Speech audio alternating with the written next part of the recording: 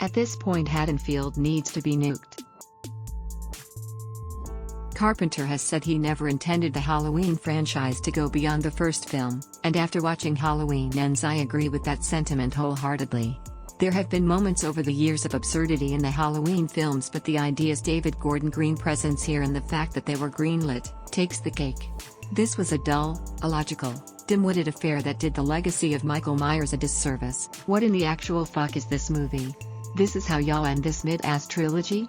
This is a fucking prank, you're fucking trolling. They should have stopped making Halloween movies after the first one, or at least after the third. But if they're gonna keep making unnecessary reboots and sequels forever, then at least make some weird choices with them. This movie makes a lot of weird choices. Michael Myers is finally in a position to just sit back and relax while an unpaid intern does all the work. And not a second too late, because the poor guy must be in his 80s. These movies have the worst goddamn posters. Edit. These posters have the worst goddamn movies. Edit. OMG, they changed it, and it's worse? Kind of. Fascinating.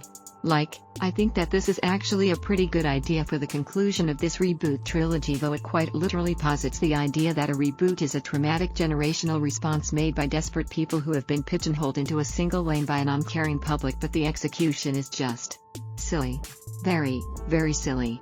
Everything about it screams God. I wish we were making this in the 80s. Can't quite put this up there with the 2018 reboot, but this romantic, vampiric slasher drama is far beyond the senseless motions and rhythms of Halloween Kills.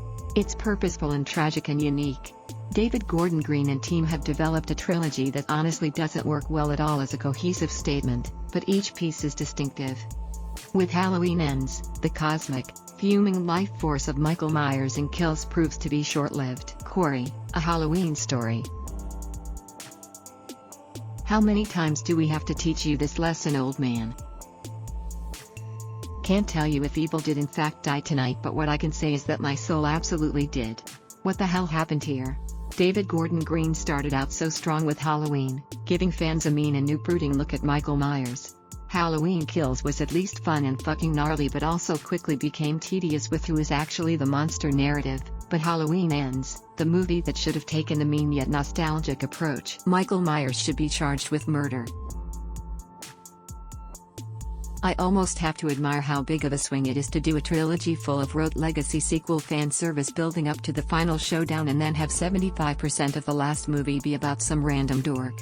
On paper it's not the worst concept for a Halloween sequel. The opening titles imitate Season of the Witch's title font, suggesting a similar departure from formula, but this movie is just so painfully boring. I especially loved when Laurie said "trick or treat, motherfucker," and Roundhouse kicked Michael in the face. The whole crowd went nuts. Some idiot thought this movie would end Halloween? Low laughs in Halloween 2023. Halloween Ends makes Halloween Kills look like Carpenter's Halloween. They very obviously had no idea where to go with these and somehow accidentally wound up with Bozo Mode Christine/Last Temptation of Myers. Hilarious and probably not good, but I kinda liked it anyway, and if you're into Halloween 4 or 6 at all, this is probably the one you've been waiting for.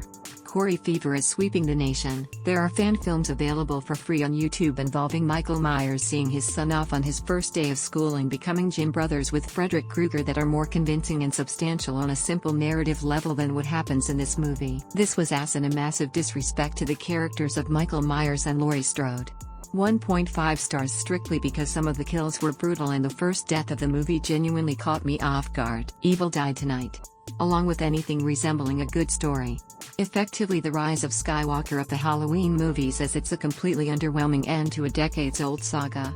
Michael has gone from lean, mean, killing machine to old friend-zoned sewer boomer. And why is he hanging out in that sewer? Who does he think he is? Pennywise? I was dead-ass expecting for the camera to pan and reveal that it was Corey and Michael riding on that shitty little motorbike together. Y'all promise us that this franchise ends here? Michael Myers as a Ninja Turtle. It's not good, but if you've made it this far, you definitely need to watch this weirdly pointless and mystifying tire fire about 2 senior citizens who are well beyond their expiration date and should just fuck already. Show grief your tits, indeed. Possibly Jamie Lee Curtis' worst performance of all movies. Haven't laughed this hard all year.